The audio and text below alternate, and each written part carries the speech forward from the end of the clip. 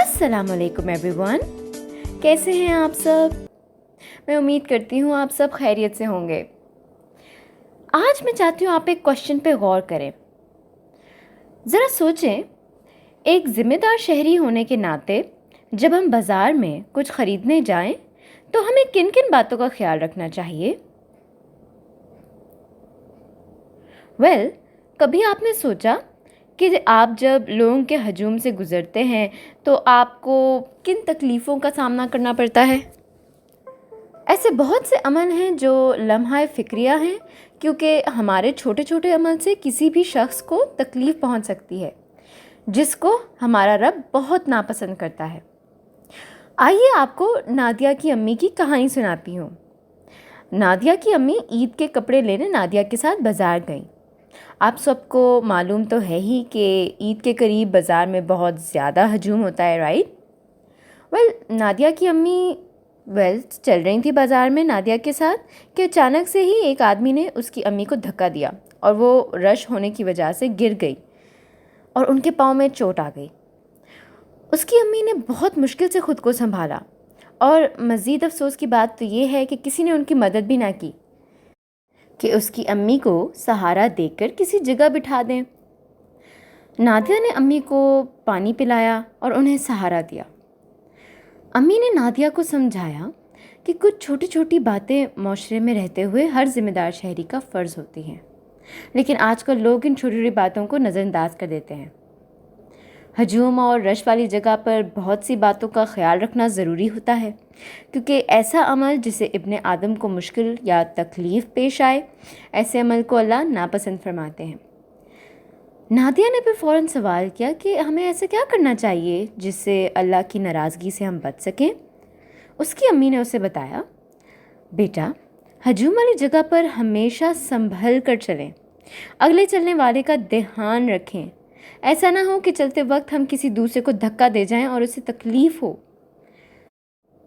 नादिया की अम्मी ने ये भी बताया कि जहाँ रश हो और आप इंतज़ार फरमा रहे हों, वहाँ कितार बनाकर अपनी बारी का इंतज़ार करना चाहिए। उसके साथ साथ बड़े बूढ़ों का ख़ास ख्याल रखें। अगर वो कतार में खड़े हों और आपके साथ इंतज़ार फरमा रहे हों तो असूलन हमें उनको जगह दे देनी चाहिए ताकि उनकी मुश्किल आसान हो जाए। लास्टली, हजूम में तेज़ आवाज़ से गुफ्तगू और बहसबाजी से गुरेज करें।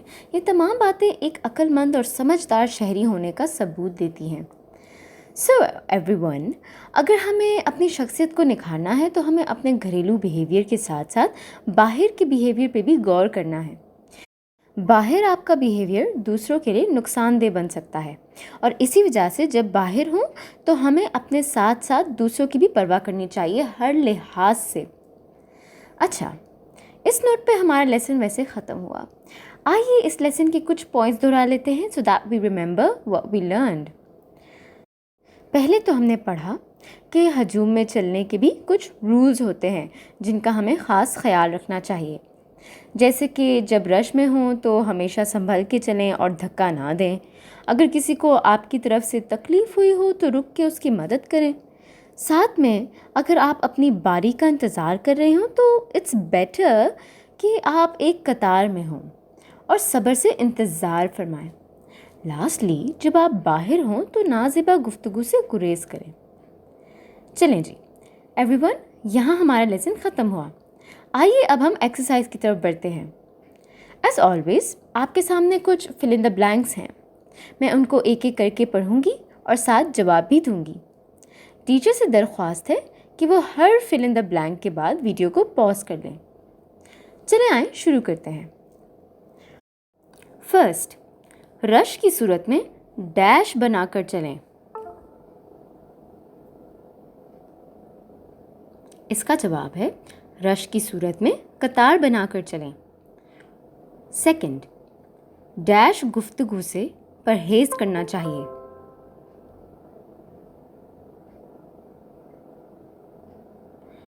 इसका जवाब है नाज़ेबा गुफ्तगू से परहेज करना चाहिए।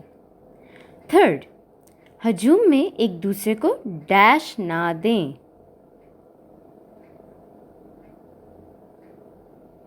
इसका जवाब है ہجوم میں ایک دوسرے کو دھکا نہ دیں۔ فورتھ، ہجوم میں ڈیش لوگوں کا اسپیشلی خیال رکھیں۔